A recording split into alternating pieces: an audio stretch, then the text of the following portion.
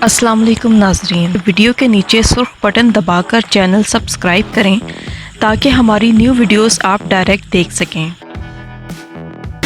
अस्सलाम वालेकुम नाज़रीन, चौधरी माजिद फारूक साहब ਜਿਹੜੇ ਕਿ ਨੇਜ਼ਾਬਾਜ਼ੀ ਦੇ ਹਵਾਲੇ ਨਾਲ ਕਿਸੇ ਤਾਰੇ ਦੇ ਮੁਤਾਜ ਨਹੀਂ। ਅਸੀਂ ਚੁੱਕੇ ਨੇਜ਼ਾਬਾਜ਼ੀ ਉੱਤੇ ਹੀ ਆਪਣੇ ਵਿਊ ਦੇਣੇ ਹੁੰਦੇ ਨੇ ਜਾਂ ਲੋਕਾਂ ਦਾ ਤਾਰਫ ਕਰਾਉਣਾ ਹੁੰਦਾ। ਇਹਨਾਂ ਦਾ ਅਸੀਂ ਬਕਾਇਦਾ ਇੱਕ ਇੰਟਰਵਿਊ ਕੀਤਾ ਸੀ, ਉਹ ਕਿਹੜੇ ਨਾਲ ਨੁਮਾਇੰਦੇ ਸਾਡੇ ਸ਼ਾਮਲ ਹੁੰਦੀ ਹੈ। ਅੱਜ ਜੋ ਮਾजिद साहब ਅੱਗੇ ਦੋ ਹੀ ਸਵਾਲ ਕਰਨੇ ਨੇ, ਇੱਕ ਤੇ ਨੇਜ਼ਾਬਾਜ਼ੀ ਤੋਂ ਹੈ, ਇੱਕ ਸਾਡੀ ਐਫਰਟਸ ਦੇ ਬਾਰੇ 'ਚ।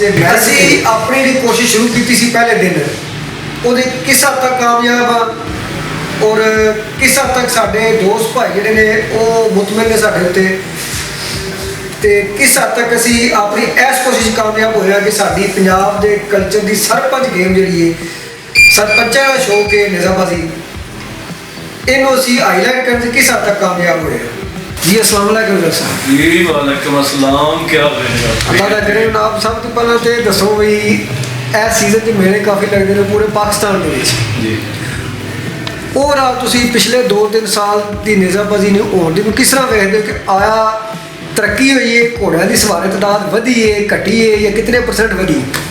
जी सर, मैं सब तो पहले तो टीम को वेलकम करना चाहना जेडे फिर मेहरबानी की है, आए मौका लभ्या बैक गल्लां करन दा। नज़रबाजी के हवाले जिस तक तलक है जी, नज़रबाजी बहुत ज़्यादा अरूज पाया, बहुत ज़्यादा अरूज पाया। मैं कहना कि 90% कमो तो थोड़ा हो गया। ठीक है, ये वजह है सर? वजह मैं तो बार बार ही कहना, क्योंकि मेरा शायद अपना शौक है। मैं तो कहना जी कि शौक ही बड़ा अच्छा है, ये इजाफा होना ही चाहिए। अच्छे शौक मतलब अच्छी चीज़ देख के बंदे फिर बढ़ाते हैं। ये तो फिर गेम भी है, साड़ी सकाफत भी है, सारा कुछ है। तो यदा ਵਧਣਾ खुश आनंद है, अच्छी गल है।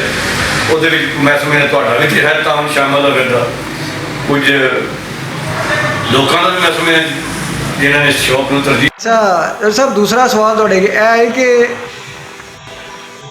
असी तो सारिया चीज़ां भुल गए, एको शख्सियत की गल कर दी अल्लाह ताला जन्नत दे अपने सताब हाँ साहब, उन्होंने फिर कोई यादां ताज़ियां करो तुसी। सर जी मेरे को यादां खत्म ही नहीं हो सकती। मेरे तो सीरीयस गल है जी, घर वेड़े मेरे मारे च वसन वाले, मेरे को हर वे बस दुआवां निकलदियां ने। मैं इस गेम में ही कहना, इस गेम का सिंगार सेहरा सारा कुछ मालिक साहब अल्लाह की ज़ात उन्होंने जन्नत आला मुकाम अता फरमाए। उन्होंने गेम मतलब साडा म्यार कह लो मालिक साहब की वजह तो बहुत ज़्यादा उत्ते गया दुनिया में। इस दिन कर ही नहीं सकता, हो ही नहीं सकता जी। तुसी जो सब अक्सर ये कहते हो कि जड़ा ना नज़ाबाजी फते ग्राउंड गौरमेंट दे,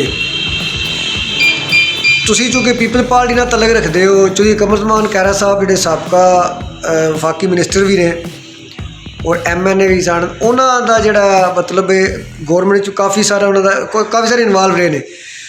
तुसी कोशिश की या आइंदा को अगर पीपल पार्टी की गौरमेंट आवे, आइंदा वाजो अज़म रखते हो कि उन्होंने मजबूर करो दे कि वो गुजरात च कम से कम अपने जिले साढ़े बहुत ज़्यादा नज़ाबाजी का फरोग हो रहा है, तो ये वास्ते स्टेडियम वास्ते मैं सारे वास्ते 2-3 गल्लां जरूर दसनियां जरूरी हो गई, क्योंकि खैरा साहब का नाम लिया पीपल पार्टी का। पीपल पार्टी जिस वे भी प्रधान अगे भी आए हैं जी, तो अगे भी साढ़े इस चीज़ को तरजीह हुई है जी, गेम में भी तरजीह हुई। नदीम असगर खैरा ने जलसे लवाए ने, बकायदा इतिहान के रिकॉर्ड ने पूरी तहसील लगे ने, जिन्हों का एक मतलब मशहूर तरीन मेले लगे ने, छोटे मेले नहीं लगे, बड़े मेले लगे ने।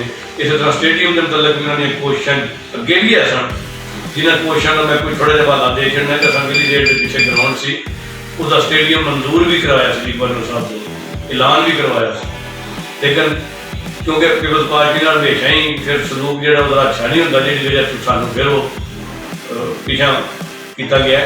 हूँ भी एक गारंटी नाल कहना कि मेरे जिस तरह मैं ख्वाहिश मानता, इस तरह वो भी इन्होंने कामों करन दे जनून की हद तक शौक रखते, और इंशाअल्लाह वक्त आया तो लाजमी कोई ऐसा भी वक्त आएगा कि असीं सिर उन्होंने सिर सुझावांगे इंशाअल्लाह। अच्छा, एक तो सवाल है, चूँकि साढ़े भाई भी हो तलक भी रहे, लेकिन है कि तलक की हट के मैंड उत्ते तुहाडे कोल नवाब साहब मिलने तो बाद होर दोस्तों मिले सी, फिर तुहानूं मिले सी, ਮਸ਼ਵਰਾ ਕਰਨ ਦੇ ਤੌਰ 'ਤੇ ਅਸੀਂ ਇਹ ਕੰਮ ਕਰਨ ਲੱਗੇ ਹਾਂ।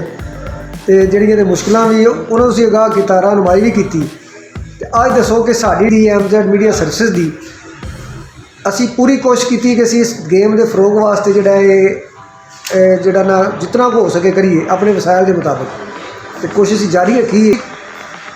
ਕੀ ਵੇਖਦੇ ਹੋ ਕਿ ਅਸੀਂ ਕਿਸ ਹੱਦ ਤੱਕ ਕੋਸ਼ਿਸ਼ ਕੀਤੀ ਹੈ ਔਰ ਕਿਤਨਾ ਅਸੀਂ ਨੂੰ ਪਸੰਦ ਕੀਤਾ ਹੈ, ਜਾਂ ਕਿਤਨਾ ਸਾਡਾ ਜਿਹੜਾ ਕਿਰਦਾਰ ਇਹਦੇ ਵਿੱਚ ਸ਼ਾਮਲ ਰਿਹਾ ਅਤੇ ਇਹਦਾ ਕੋਈ ਪੋਜ਼ੀਟਿਵ ਰੋਲ ਗਿਆ ਹੈ ਇਸ ਗੇਮ ਨੂੰ?